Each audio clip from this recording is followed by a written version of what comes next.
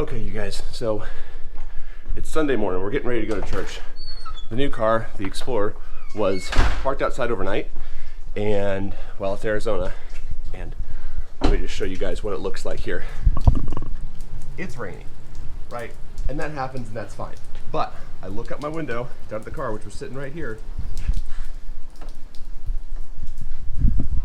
and I see the lights are on, right? So I come out here and check this out. I want to show you guys this, and I want to show you how to fix it. So there is water dripping from right here, dripping down, hit the four-way switch, and kicked it on. So I don't know what's going on. I think it's a windshield seal leak, but there is a large water leak in this car, which is weird because we drove through a giant rainstorm yesterday and had no issue at all. Like, there was no problems, and just sitting there though, it rained. So I'm thinking it's top of the windshield seal, but we got to find out because, yeah, look at this. It's dripping. There's a water droplet right there. There's water on the mirror, all over the screen. I got a towel in here. We're trying to dry it off. But I mean, I don't know how long this thing was dripping for, but yeah, I hit the four-way button, which is a really dumb design. I hate this button, dude. Like, if you ever need it, it's not gonna work for you. So, come on, please turn off. Yeah, so I can't turn the four-ways off right now because it's all wet, which is dumb. But I pulled it into the garage, and we gotta see what the heck is going on here.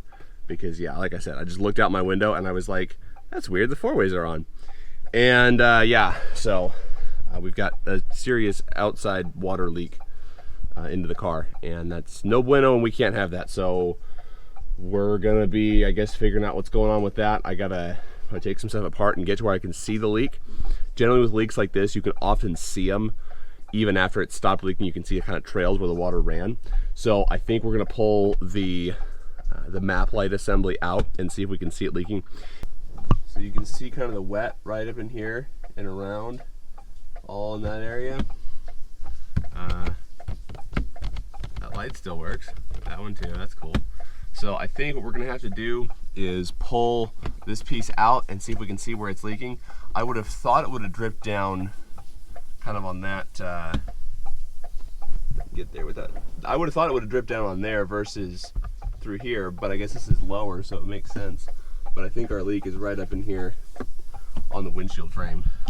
And that would make the most sense because yesterday, like I said, we were driving it and didn't have any leakage coming through, and we went through a lot more rain than what we have right here.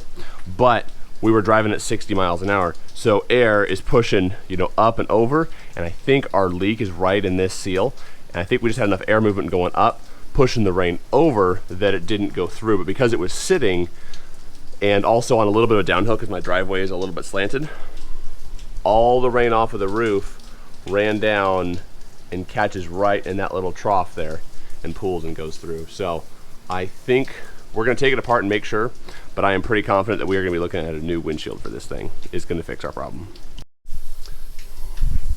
Although at the moment there is a more pressing issue, and that is that I cannot get the four-way flashers to turn off. So we're gonna open the hood and start pulling relays and see if we can figure out a way to turn these things off, because the little touch button is no longer working. So that's kind of dumb, but let's see what we can do. Oof. Rain, rain, go away, come again some other day, like when my car's not leaking. Where is the freaking hood latch? I know you're in here somewhere. There it is. All right, hey, there's a motor. Hey, we did spark plugs on that. Remember that? That was fun. Okay, here we go.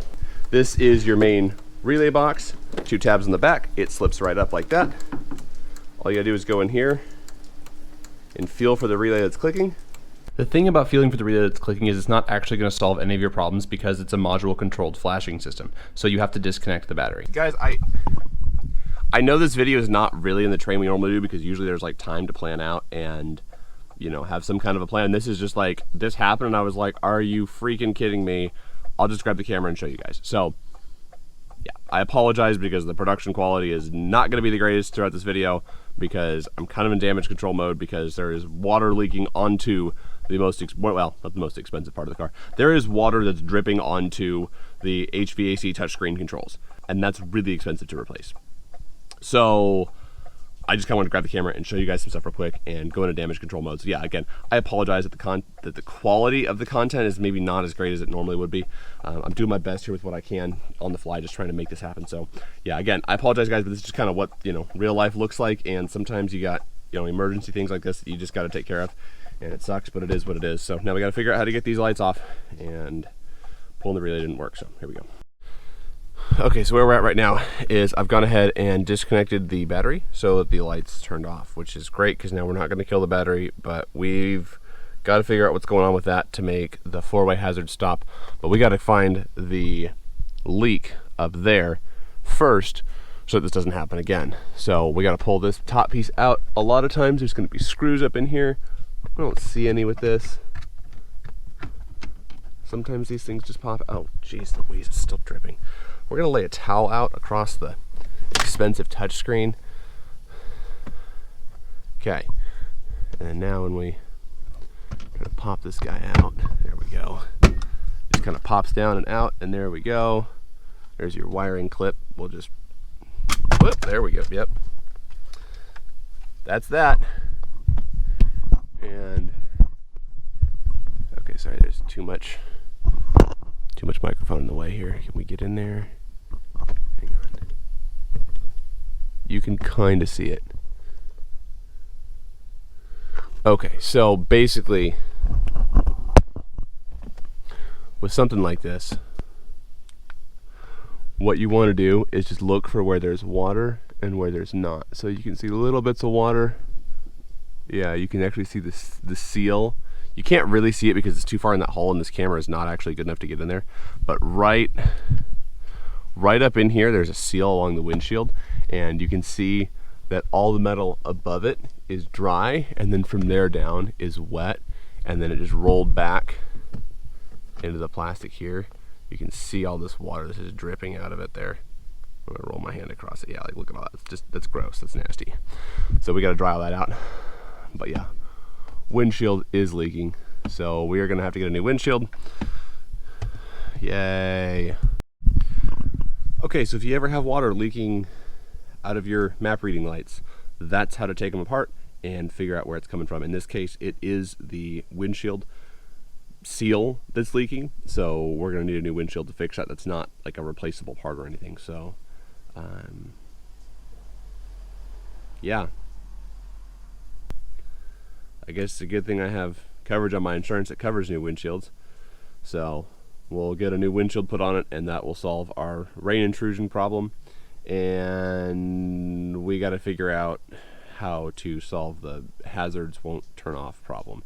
And I don't know what other problems this thing's going to have, because that's not the only touch button there is on that center console. Anyways, so to kind of wrap up today's video, drove through the rain just fine, no leaks yesterday, and today it sat in a little bit of a kind of pitch down attitude, and it rained and it leaked a lot. So we got to clean up the leak. We took the map reading light assembly out. It just pops out. There's no screws or anything that retain it into the headliner, and there's one little wire clip that powers the map light. So super easy to pop that piece out, looked in there with a flashlight. You could see that you could see the seal, and you could see the metal from the roof coming down, and it's all dry. You see little trails of water coming off of that seal there in the middle. So that's our problem. That's what the fix is going to be. So that is all I have for you guys today. Thank you for watching. I apologize again for the content quality was not quite where I'd like it to be, but this is kind of real life, and sometimes you just got to grab the camera and go. So for Rogue Wrenching, my name is Andrew. Thank you for watching. Please subscribe if you haven't, and we'll see you guys in the next video. And I don't know when that's going to be, but it's probably going to be about the Explorer. So thanks, guys. We'll see you next time.